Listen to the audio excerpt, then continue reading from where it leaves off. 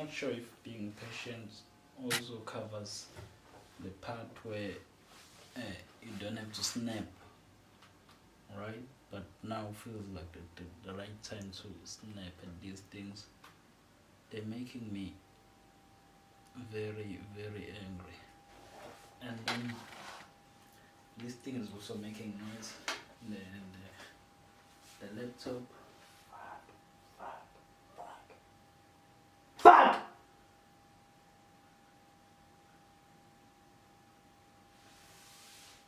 Pissed.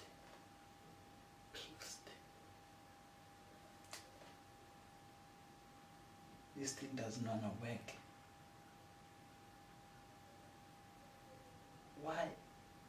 How is it possible that I'm shouting right now? This mic, they're not even the settings for this thing.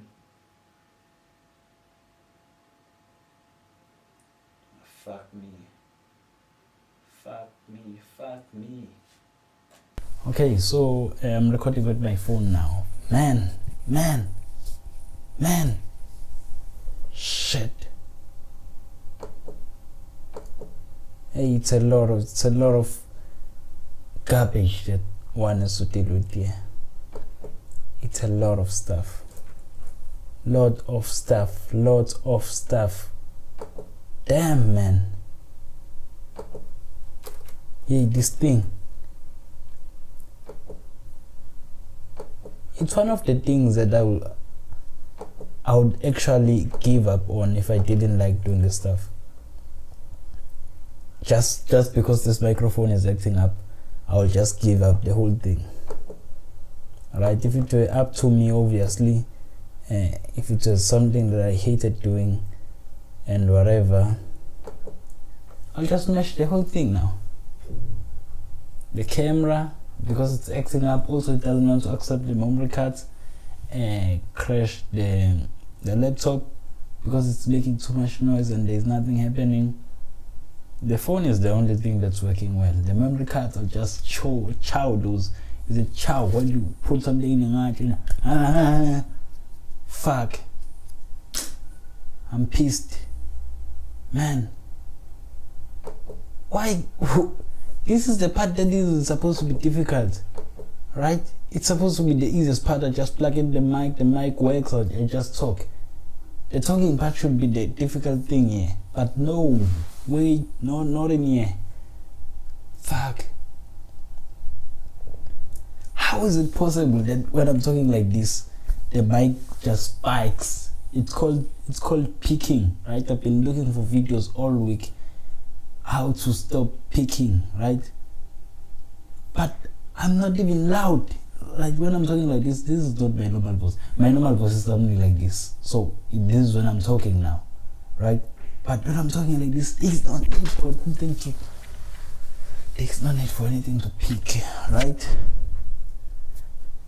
But I'm more patient than a serial killer. So I'll continue on with this episode. Although my phone, I'm recording with my phone, and my phone cannot be trusted that much with this app I'm recording with, because sometimes it doesn't record. That's the reason I don't record it in the first place. And then, but I'm trusting the in-camera whatever thing there. Okay, so I'm thinking maybe this would allow us to actually watch videos and whatever. Yeah. So I was watching the video about what the Game of Thrones, right? So as I was saying, I was talking about Game of Thrones, and I was watching a video where I was watching a video where the guys that do VFX, the visual effects, were talking about the season, not the season, their work behind the scenes, the work that they do there. It's actually, although this happens with almost every movie, the fact that those dragons are real, the fact that all those places that those people go into, the fact that it's just a green screen behind, the fact that the giants don't exist, right? And the fact that whenever those guys take ships, the ships are usually constructed in it's called CGI, in a computer generated imaging or something like that, right? It's actually so what? It's something that you easily forget when you involved in a story, right? So I think that's what good storytelling is about. You ignore, or your mind just doesn't think about all the things that went into making the thing. It just goes into just goes into the story, like following the story and whatever, right? Because most people, they are duplicated, all the killings there, CGI, all those stuff. It's just done like that industry standard on the movies. But man, when you look at it like behind the scenes, I've been playing with 3D myself, trying to generate and make stuff. Damn, that thing takes too much power on your laptop. So my laptop makes noise and it's not doing anything now. Imagine if it was to render 3D animation or whatever. That would take me years. But that's some interesting stuff, and I've been trying to learn. That was it about Game of Thrones. That was what I wanted to talk about. I watched the video. Those guys said they've been there for a lot of years. And whatever. I'm no longer in the mood to talk now. Fuck. I'm no longer in the mood to talk now. I think I'm just gonna do 30 minutes. Oh, the reason I was saying also, the reason I'm doing this thing on a Monday, it's because I want to upload on a Tuesday, obviously, which is my chosen day of the week to upload. And I want to make sure that I upload every Tuesday. And another thing is, if ever I skip a Tuesday, if ever I let myself lose, is that correct to say let myself lose? Off the hook for a week, like take a break, unplanned break, that will set precedent for some other week, or also that I'll just go, no, this week I'm bored, no, not that I'm bored, I don't feel like making a podcast, and then a week will pass and I wouldn't make a podcast. Even though I set up like last week, the stakes were raised, although this one isn't to that standard, we're still gonna do it and talk about stuff.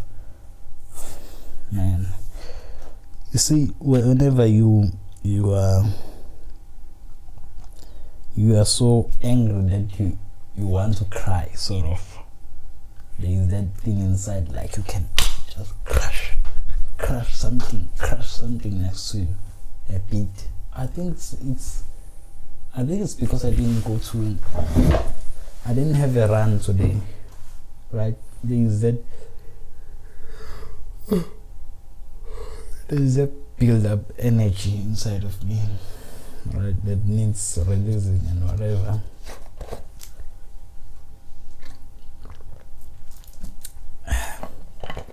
Those are things that need girlfriends.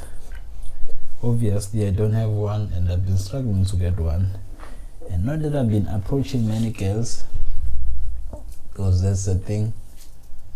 I'm not sure. Am I thinking, how does it work? Do I think that girls will just approach me? Am I dumb that way? I'm not sure. Do I think that approaching one girl after 6 months is that working well for my odds of actually getting a girl to date me or whatever? It's probably not a good idea. It doesn't work well for my odds, right? So today it's January, no, not January, it's April 1st, and it's April's Fool. It's April Fool's Day, right? So I posted on my thing on my WhatsApp. I posted that finally I have a girlfriend now, and I think there are guys like my high school friend, and then they're just my high school friends, both of them. They've been like pushing sort of and encouraging me to get a girlfriend, right? So they've been sort of my mentors in that regard.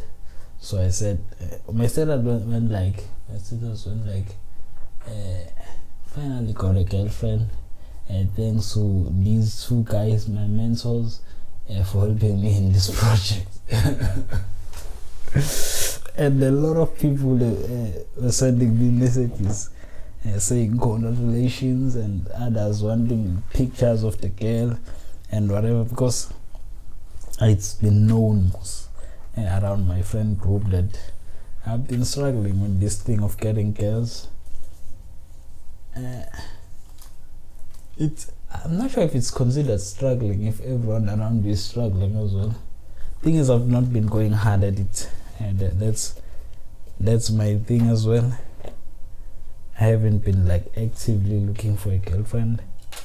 It just happenstance that I talk to a girl sometime, and most of the time it's because the girl has a boyfriend, and then I won't be able to take it out, so to speak, and then I just don't approach any other girl after that. I'm not sure how that mindset works. That one I'm still consulting my subconscious to give me answers on that, because it doesn't make sense, right? It doesn't make sense. How am I supposed to get girls if I'm not actively looking for a girl? And it's winter now, right? Winter, it is known, right? It is known that you should have a girlfriend in the winter to keep warm. To keep warm as an adult male. Obviously, those are some concepts that were developed by society, because society is what? Society is bad, alright? Society as a whole, the system is constructed to oppress individuality. That's what happens with society. So society is bad. It has made generalizations, alright? So there's things that are called social constructs, like your gender. Your gender is nothing but a role that was assigned to your forefathers, saying, no man, you are males, right? You seem to be urinating while standing. Urinating while standing is not a problem for you, and urinating just next to the road is not a problem for you. We're giving you that sort of advantage over the other gender, not the other gender, it's the other gender. So all these roles were constructed for men. Men have been given things. Fuck. I can't believe. Okay. I want to finish the thought. Right? So all these roles were created for men, and then men have been enjoying those benefits of being given preferences because they are simply male.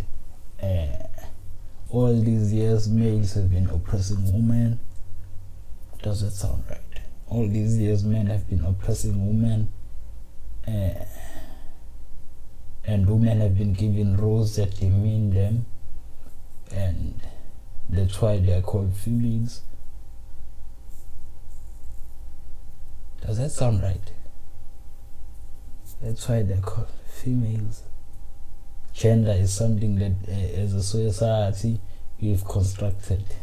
It's something that we've made. It's something that is made up. It's not real. Men and women are the same.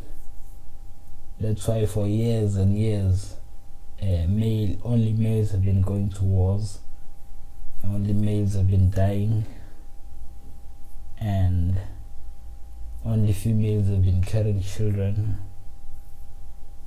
And these people are the same, man. How do you think?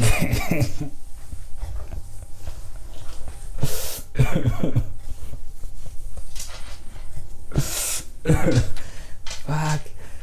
Okay, like I'm just trying to think, see how one person will just go on to thinking that how someone will come to reach the conclusion that your gender is simply socially constructed and there are no differences between male and female, right?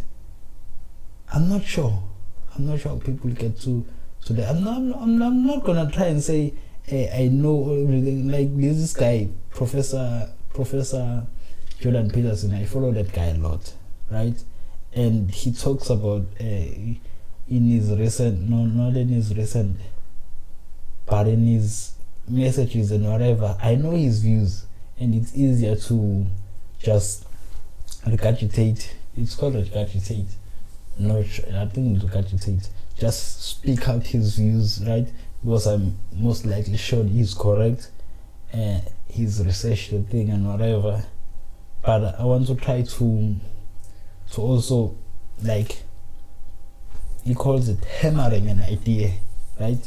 Finding holes, loopholes in an idea, finding why something is bad or is wrong, right? Because I think I've known that men and female are different, right? They're not the same. Everyone knows that male and female, it's not socially constructed. I'm trying to think how one will just go about thinking that male and female, the roles have been socially constructed where we know very well that males are stronger than females. We have more testosterone, and whatever that makes us stronger physically, right? And also what I've seen December, right? So during the December holidays, we're at home, right? So when we're at home, I'm with my uncles. We're busy. We're busy with what? I'm with my uncles, right? So at home I had 4 uncles, right? So right now I have only 3, right? My uncles are not married, so they don't have wives. And then I have 4 mothers, so it's my mom and her sisters, and there are 4 all in all, right? So the youngest one isn't working. She's been staying at home for some time, helping our granny, right? So what has been happening is that with culture, right, culturally in rural areas, Zulu people, right, the male subject is the male subject. Just a male person, an older male person in the female is respected. Whenever there's a male person, there's that sort of respect. Is it respect? No, not sure. But there's that treatment, right? So what was happening is on some days where the youngest of let's fix this thing first, right? So we speak English, right? So in English, your mom's sister is your aunt, right? And also your father's sister is also your aunt, right? With isiZulu, obviously people use it they obviously also with Zulu people, but I don't find it correct unless someone can accurately correct me. I'm still not gonna use that, because in isiZulu, your father's sister, it's babekazi, right? It's on the side of your father, it's called what? Paternal. It's the paternal side. Then your mother's sisters and whatever, they are also your mother, right? They're also your mothers, but you just separate in terms of it's the young one, the middle one, and the old one, right? It's also your mom. You say mom whenever they call you, right? So I don't say aunt. So I don't think I'm gonna use aunt unless someone comes with a better proposition, right? So what I wanted to say was, whenever my mom, I'm just gonna call it my mom, my youngest, also it's the youngest of my mom's sisters, right? So whenever she wasn't around, there wasn't anyone to prepare food for my uncle, right? I was left with one other uncle at home. The others two were in Devon, right? So there wasn't anyone to prepare food for him, right? And it was a drag. I don't understand how people do it, right? When I wake up, I'm hungry. What I do is go to the kitchen, try to make something to eat, and then eat, right? That's what I do. That's how I roll, right? But my grandmother told me to fix something to eat for my uncle, right? The guy has hands. How is it that I should fix something to eat for him, right? I couldn't understand that. Why would I even bother with that thing? Because that guy is here, he just makes something for his own stomach, right? I make my own food, he should make his own breakfast. How is it that I'm supposed to nurse the guy now? Right? It doesn't even come to my feeling. Like, I don't even think about it, that I should make something for this guy. It's not even in my nature to make something for this guy. This guy can think for himself. He can make. But with my mom, right? It's something that she knows, something that she feels. Also with me, right? I don't eat some certain types of food like your same. It doesn't do anything to me actually. I think it's just my ignorance or whatever. I don't eat the stuff, right? So what had happened is that whenever in high school, whenever the stuff was cooked, I had to come back and cook my own food, right? So that was a drag.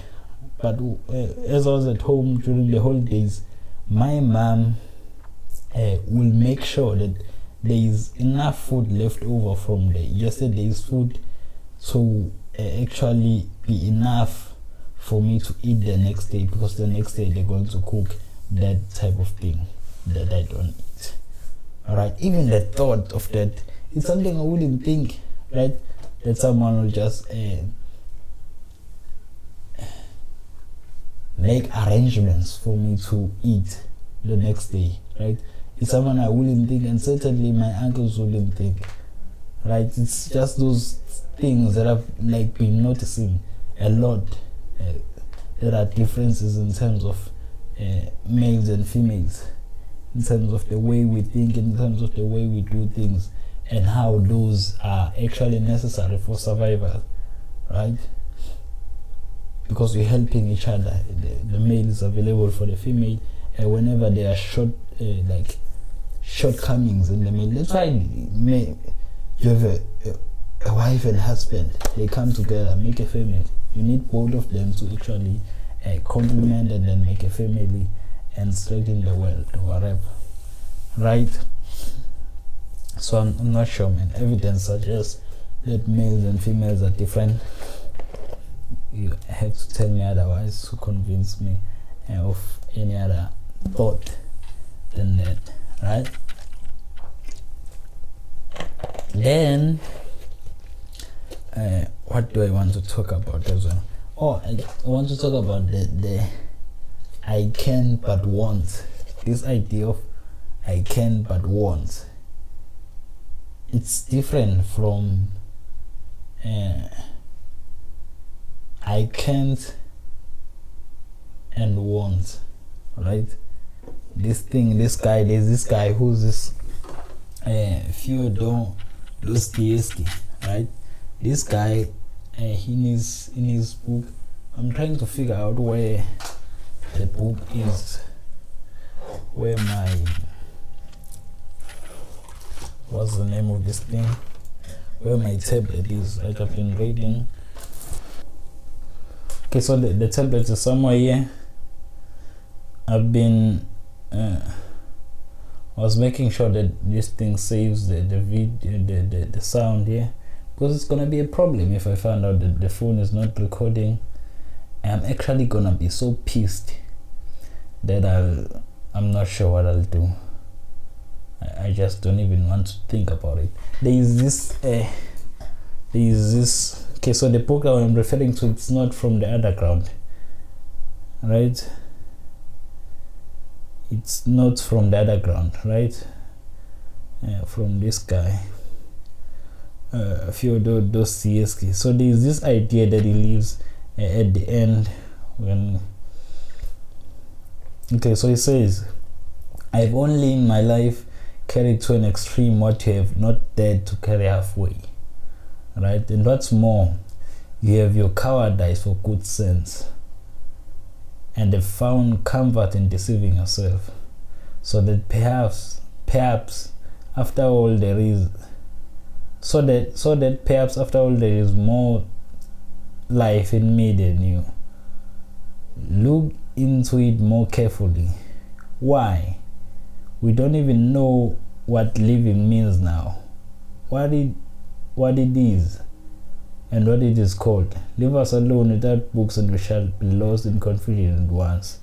We shall not know what to join to, what to cling to, and what to love and what to hate, and what to respect and what to despise. We are oppressed at being men with real individual body and blood. We are ashamed of it, to think of it a disgrace, and try to constrive to some sort of an impossible generalized man. We are still born, and for generations past we have begotten life others soon, but I don't know anymore. Okay, no, I think the idea here is that I know that you likely, okay, let's go back, right? So the guy says, I know that you will very likely be angry with me for that, and I'll begin shouting and saying, speak for yourself, and will say, for your miseries in your underground holes, and don't dare to say all of us. Excuse me, gentlemen, I'm not just saying myself, with all of us. As for what concerns me here particularly, I've only in my life carried to an extreme what you have not dared to carry halfway. What's more, you have taken your cowardice for good sense, and have found comfort in deceiving yourself. Okay, here's the idea, right? If you've not read this book, obviously you should try to read it, because it's a good one. What this guy is saying here, so there is this character in this book who does, man, like I had tears, right? There were tears coming to my eyes when I finished this book, finished reading this thing, right?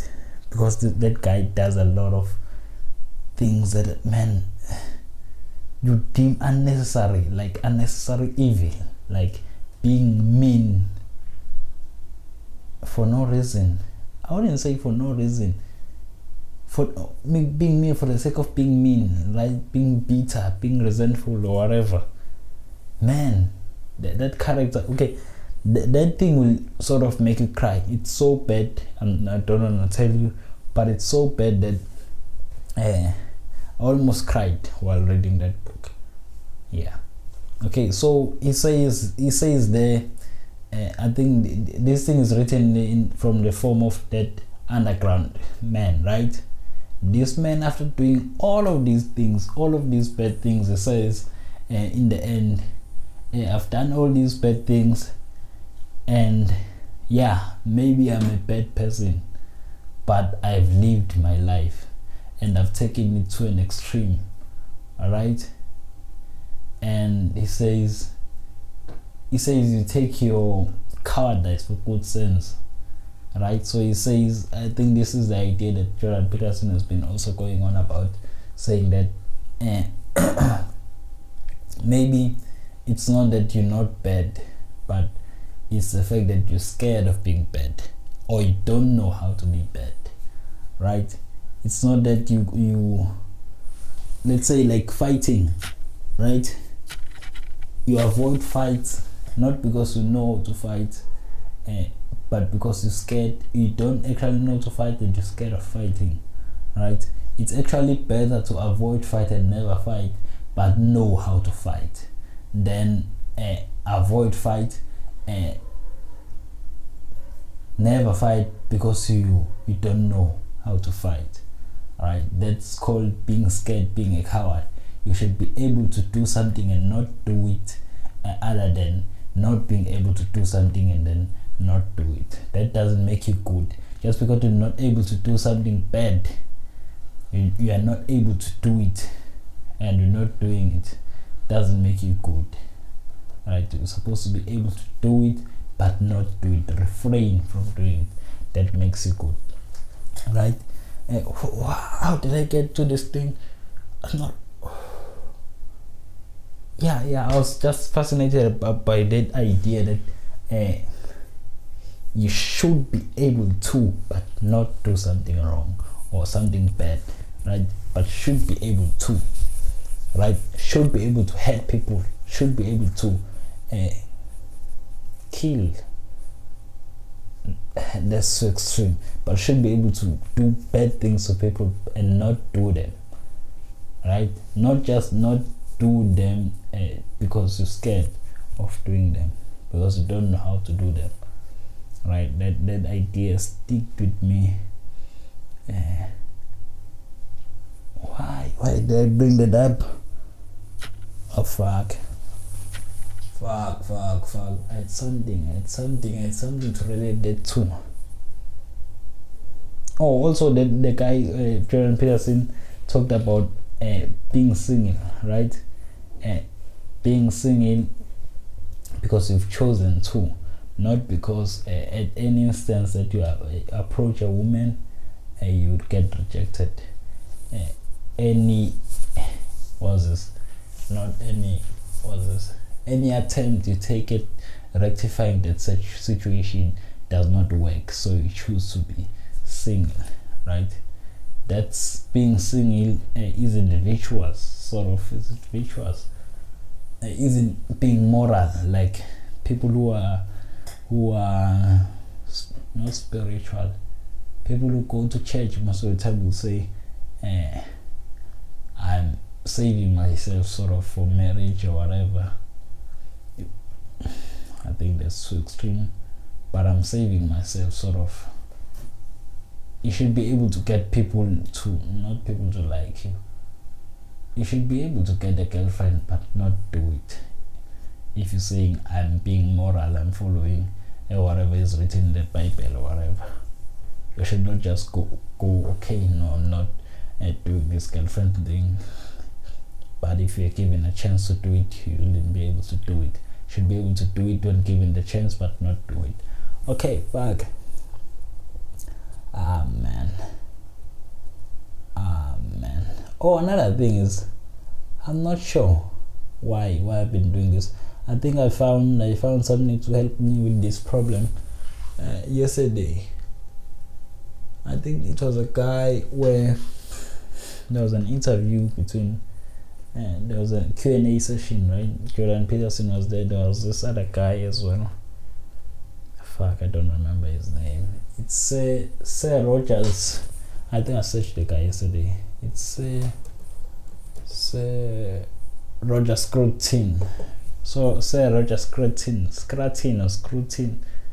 Alright, that guy talked about doing things for their own sake. Right? I found it interesting. Right? Because listening to intellectuals like your Jordan Peterson, the guy write a book every day for most of his young life, right? And at his 20s, he was busy wrestling with what? He was wrestling with the malevolence of people, right? How did it come about that all the incidences, they are not incidents or accidents, they are not accidents. What? all the horrible things that took place in the past, how did they happen, right? He was busy wrestling with that idea, trying to formulate ways in which the human civilization had gone wrong, that had led to those things happening, right? So this guy has been like an academic for a long time, right? With me, I've started to read a book weekly, as I've said. Obviously that hasn't been going well. Reading a book weekly is no joke, especially if you have social media, you have editing, you have your YouTube, you have your all these other distractions, right? So with my failing at that challenge, not taking it right, sort of, I've been sort of resentful at the rate at which I'm acquiring knowledge. I'm not even sure, alright? I'm not even sure where would I use all that knowledge, right? There is that feeling out of nowhere that's saying I should be knowing more than I know, right? So whenever I'm reading a book, the only thing that goes through my head is like, this book should be finished, I should finish reading this book, I should move on to the next one. I don't even enjoy that book now because I'm busy thinking about the number of pages that is left. When am I finishing this thing? These guys talked about doing things for their own sake yesterday, right? And that got to me, right? So whatever that I'm involved in, right, making podcasts and whatever, this thing is actually nice, doing this thing, podcast, man, because here I'm busy rationalizing my thoughts, right? These are the things that are going on my head, so like putting them somewhere, it's like writing them down, right? So if you have an idea, this has always been happening for me, right? Whenever I have a video idea, right, trying to be creative or whatever, if I don't write that video idea down, it's gonna constantly be on my head, it's gonna be constantly here, causing chaos, right? Wants to be executed, video idea wants to be executed, but if I write it down, it's somehow like it exists now somewhere, so I'll just be able to come and take it and open space for other ideas as well. Yeah, so this guy talked about doing things for their own sake, and who's that? What was that other idea? What's that other idea? Jordan Peterson also has got me interested in reading history, right? I'm not sure how my life is supposed to be, because I study computer science, right? Computer science has nothing to do with all these things that I'm busy reading. My ear hurts. It doesn't hurt, it's, what do you call this thing in English? What do you call this thing in English? When you're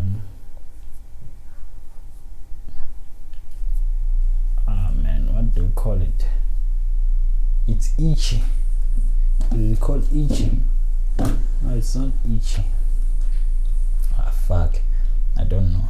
This guy, this guy Jordan Peterson, he talked about your interests, right? So I've been like looking in my life, looking at where things are going. I'm interested in making videos, I'm interested in taking pictures, I'm interested in 3D, like artistic stuff, I'm interested in making movies, interested in computers, right? Then like physics as well, I'm interested in physics, cosmology, astrophysics, all those stuff, and then also interested in psychology, right? So man, there are all these broad fields, right, that one could just that have like experts, right? All these fields have experts, right? And it takes years to get good at each of these fields, right? So where is my life going if I'm not focused in one of these fields?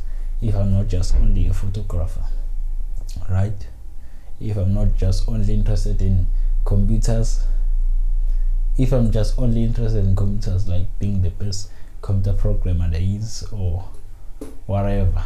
So yeah, that has been interesting, but the only thing that is keeping me in comfort with that idea of these lot of things that I'm interested in is this question that Jordan Peterson has been asking as well, of what chooses your interests, right? How do you come to be interested in something, right? So yeah, I think those type of questions are questions where you end up with the answer that maybe things happen for a reason. I'm interested in certain fields for a certain reason, and we'll see what that reason is in the future, right? Yeah, I think that's it. And also, what was the time now? I want to sleep so bad, because tomorrow 10:13 p.m. man, remember last few weeks, I'm not sure if it's last few weeks, I was talking about ESCOM, right? I said ESCOM, these guys had load shedding, but it was recent, was had load shedding where the thing load shedding was short, right? It was too short, right? The last time we had load shedding, not this year, that at the time it was solved too quickly. I wondered what happened there, right? But there's been news now, not of that load shedding I was talking about, but of a load shedding back in what is happening?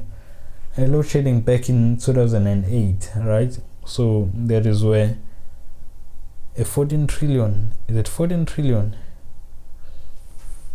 Why? I think it's 14. ESCOM, let's say ESCOM news should be there now.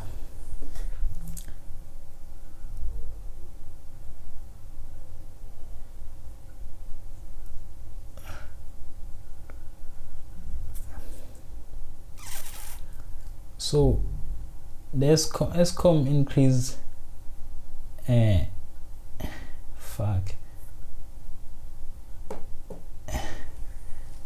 ESCOM increased the thing by 14% today. 14 freaking percent. 14%, right? So what is happening in South Africa, if you don't know, most people aren't paying for the electricity. That's the broken system, but it doesn't help that there is corruption in ESCOM itself, right? I know a lot of people, like places like your what's this, townships, right? Firstly, the thing that will need to be solved are informal settlements, right? Those informal settlements, like in shacks, those need to be solved. That problem needs to be solved. Everyone should have a place dedicated to them, their own meter, like electricity meter that belongs to them. But you can't have that one in shacks, because there is a lot of danger when electricity is busy there. So what people do there is have what's called izinyoka, right? So they connect electricity from the streets, right? What happens there is that all that thing is charged from the municipality, I'd like to think, and ESCOM has been trying to switch electricity or lights off for certain municipalities who owe Eskom a lot of money. Alright, that hasn't been going well. And this story came out today that Eskom created a fake load shedding back in 2008 to sign $14.5 trillion rands, I think, trillion rand in coal contracts, right? So this was back in 2008. 2008 I was doing grade 3, so I don't remember this stuff. Obviously I was still a kid, don't even remember hearing the news about it. So what happened here is that the management of Eskom was to benefit, obviously, what is called kickbacks in business terms. Alright, so where you fix a price, right? So an insider in the company, let's say the CEO, has connections with your the coal company provider, and then they say, okay, you're gonna charge the company 200. Actually, what happened here is that they charge the company 200% more than the actual price. So if you're gonna charge that extra 100% or that extra money that you charge for those coal, we're gonna kick it back. Kick it back. I'm not supposed to explain that concept, but that extra portion, that extra money that you'll be paying as a company, that money will share it with you, right? So that's what happened. So the fake load shedding was to make sure that the tender processes are no longer in place, because there was a state of some sort of an emergency where contracts had to be signed in a quick form, and then what had to be signed in a quick way, right?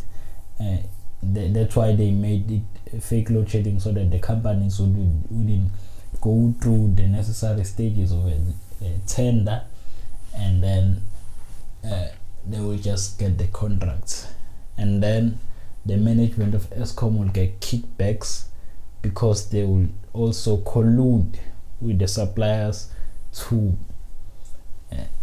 raise the prices of coal, so that they charge more, and then they take the difference for the actual coal. All right. So the government has been paying that money, obviously, and the government isn't one person. It means that money is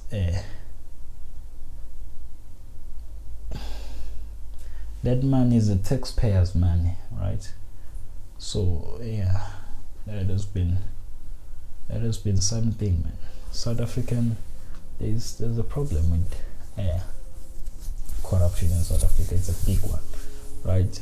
It goes straight to what's this? I don't want this podcast to be long, man. I really don't want it to be long. But I wanted to talk about the democracy in South Africa, right? Politics. I think especially in Africa. But I'll develop this idea more next week, obviously, hopefully. But I think politics in Africa, they aren't played well, right? That they are not easy to understand, right? I don't think even the players understand politics. That's why there's corruption and all this stuff. Our politics are not what? They are working, obviously. We still here, but let's say for the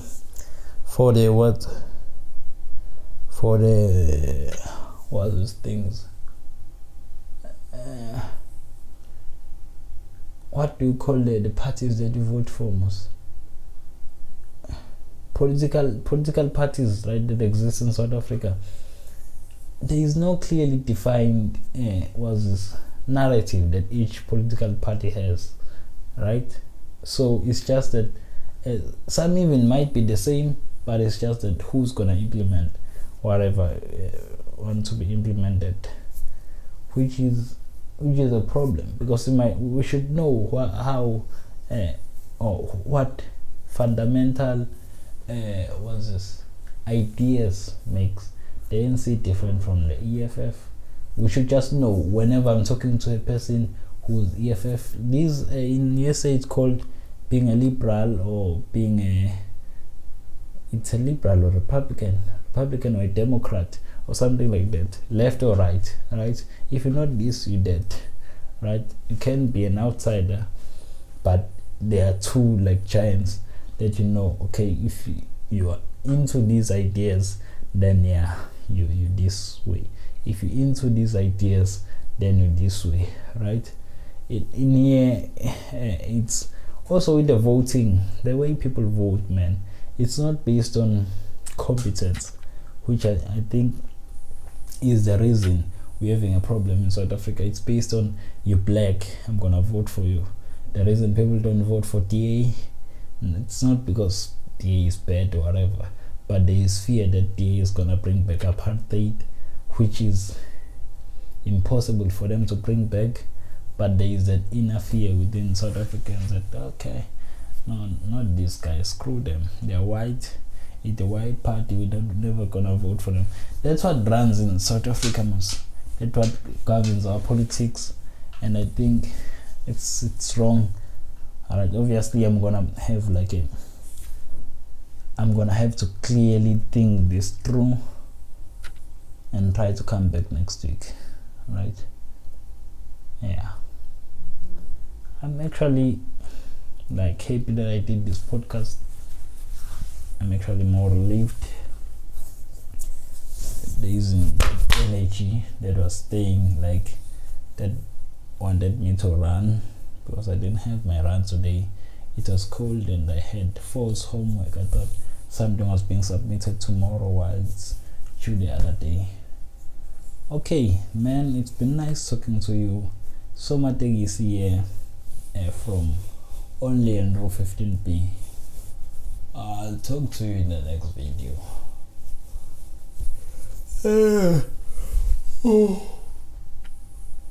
Peace.